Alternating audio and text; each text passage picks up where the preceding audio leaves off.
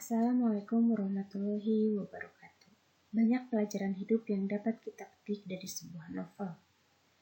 Novel memang merupakan gambaran kisah kehidupan manusia yang mungkin saja terjadi dalam kehidupan nyata. Ada sedih dan gembira, ada kesabaran, pengkhianatan, kasih, dendam, dan beraneka kisah lainnya. Pada pelajaran sebelumnya, kamu telah belajar novel sejarah. Mengapa novel sejarah terlebih dahulu yang dipelajari? Membaca novel sejarah tentunya lebih mudah karena ceritanya didasarkan pada latar sejarah. Latar tersebut pastilah sudah kamu kenali. Artinya, kamu sudah mengenali novel yang ceritanya sudah dikenali. Sekarang, kamu akan menikmati novel lebih luas lagi karena novelnya lebih umum. Novel termasuk dalam kategori teks narasi yang berisi rangkaian cerita kehidupan seorang dengan orang-orang di sekelilingnya dengan menunjukkan watak dan sifat setiap pelaku. Untuk memperluas pengalaman, mari kita telusuri menikmati novel bersama saya, Reza Nurhayda. Apa itu novel? Novel berasal dari bahasa Italia, yaitu novella, yang artinya baru. Cerita pendek mengenai sesuatu yang baru.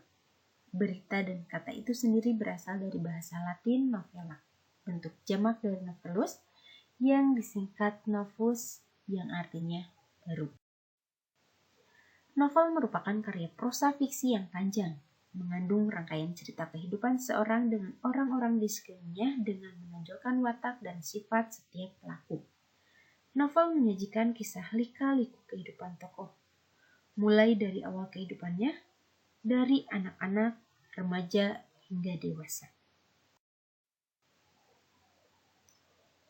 Struktur novel abstrak, inti atau ringkasan dari novel yang menjadi gambaran awal. Orientasi, bagian penjelasan berkaitan dengan waktu, tempat, dan suasana. Komplikasi, bagian yang menjadi urutan kejadian yang dihubungkan dengan sebab dan akibat. Evaluasi, bagian di mana konflik yang terjadi pada tahap komplikasi terarah menuju suatu titik tertentu. Resolusi, bagian yang memunculkan solusi atas konflik yang terjadi. Coda, bagian akhir cerita atau penutup dalam novel. Jenis-jenis novel. Novel berdasarkan isi dan tokohnya. Novel berdasarkan kebenaran isi dan cerita.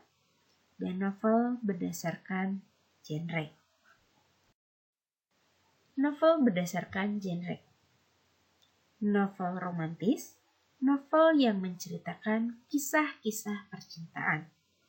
Novel misteri, novel yang menceritakan kisah-kisah misteri dan membuat pembaca menjadi penasaran karena ceritanya penuh dengan teka-teki. Novel komedi, novel yang membuat unsur humor, guyonan sehingga pembaca menjadi terhibur. Novel horor, novel yang mempunyai efek menegangkan bagi pembaca. Cerita yang diangkat biasanya kisah-kisah seram, hal-hal gaib dan mistis. Novel inspiratif, novel yang memuat kisah-kisah inspiratif. Novel jenis ini ditunjukkan untuk memberikan pesan moral dan membangkitkan motivasi para novel berdasarkan isi dan tokohnya. Novel template, novel yang dibuat untuk para remaja. Novel ciklit, novel ini menceritakan mengenai wanita muda dan segala permasalahan yang dihadapinya. Novel songlit, novel yang dibuat dari sebuah lagu atau musik. Dan novel dewasa merupakan novel yang ditujukan untuk orang-orang dewasa di atas 18 tahun. Kemudian, novel berdasarkan kebenaran isi dan cerita. Ada novel fiksi, novel yang berisi tentang hal fiktif atau khayalan saja. Novel non-fiksi, novel yang bercerita mengenai kejadian nyata dari kisah sejajar ataupun pengalaman pribadi seseorang. Ciri-ciri novel yang paling utama adalah sebagai berikut. ceritanya panjang daripada cerpen, tapi banyak cerita kalimat yang diulang-ulang. Sebuah cerpen memiliki jumlah kata lebih dari 35.000 kata. Novel terdiri dari setidaknya 100 halaman. Waktu membaca sebuah novel memerlukan setidaknya 2 jam atau 120 menit. Memiliki alur atau plot yang kompleks, tema dalam novel tidak hanya satu, tetapi muncul tema-tema sampingan. Tokoh atau karakter tokoh dalam novel bisa banyak, ceritanya lebih dari satu impresi, emosi, dan efek. Alur cerita dari novel cukup kompleks, seleksi cerita novel luas, novel ditulis dengan narasi kemudian didukung dengan deskripsi untuk menggambarkan suasana yang ada di dalamnya. Unsur intrinsik novel. Tema, gagasan utama dari sebuah novel. Tema berisi gambaran luas tentang kisah yang akan dibuat sebagai berita dalam novel. Tokoh dan penokohan. Tokoh adalah pelaku dalam sebuah novel, sedangkan penokohan adalah watak atau karakter dari pelaku dalam sebuah cerita novel. Alur atau plot.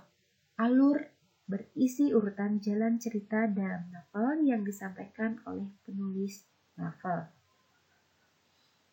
Baik itu alur maju, mundur, dan campuran. Latar atau setting, gambaran peristiwa-peristiwa yang mengacu pada waktu, tempat, dan suasana yang terjadi dalam novel. Sudut pandang, strategi yang digunakan pengarang untuk menyampaikan ceritanya. Apakah orang pertama jamak, orang pertama tunggal, dan lainnya. Gaya bahasa, unsur yang sangat penting sebagai pemicu minat banyak seseorang. Amanat, pesan yang ingin disampaikan oleh penulis melalui cerita dalam unsur ekstrinsik novel. Biografi dan latar belakang penulis, latar belakang pendidikannya, lingkungannya, keluarganya, tempat tinggalnya, dan lain sebagainya. Kisah di balik layar biasanya didasari oleh pengalaman, kesan atau harapan, dan juga cita-cita sang penulis novel. Nilai yang ada di dalam masyarakat, nilai-nilai yang sering diangkat oleh penulis dalam cerita. Informasi yang dapat dari novel, pandangan pengarang tentang nilai-nilai kehidupan, baik pentingnya keyakinan beragama, pentingnya kejujuran dan kerjasama, serta saling menghargai adat istiadat dan budaya. Menginterpretasi berarti menafsirkan atau memaknai isi suatu novel sehingga kita dapat memperoleh sejumlah kebermanfaatan. Setiap novel memiliki makna atau arti penting bagi pembaca. Setiap pengarang selalu berusaha menyajikan sesuatu yang bermakna bagi pembacanya. Bermakna dan daya tarik novel. Tema cerita yang khas dan baru, konflik yang menegangkan, alur yang mengejutkan, watak tokoh yang membuat terkagum-kagum, perjuangan tokoh yang membuat terharu, dan pandangan pengarang tentang nilai-nilai kehidupan dalam novel yang menyerap dan menggetarkan. Perkembangan tema novel sebelum kemerdekaan, zaman kemerdekaan, dan setelah era reformasi.